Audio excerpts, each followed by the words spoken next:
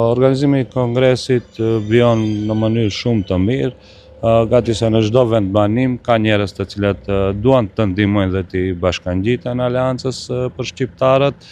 Mendoj që këto lëvizje momentale të cilat bëhen në kampusin politik shqiptar janë lëvizje instante, të cilat kryhen sipas nevojës dhe sipas interesit.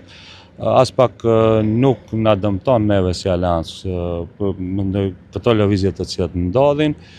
Besoj që do të kemi një kongres të suksesshëm me shumë anëtar të ri dhe gjithsesi me shumë vullnet dhe përkushtim për zgjedhjet e radhës kurdo që të mbahen. Unë mendoj se kongresi si organ legjitim do ta bëjë punën e vet.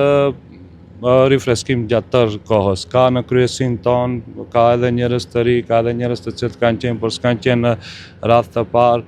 Mendoj që do të bëhet më e mira dhe gjithsesi qytetarët do të kenë ofertën më të mirë që mund të vinë nga Aleanca për shqiptarët.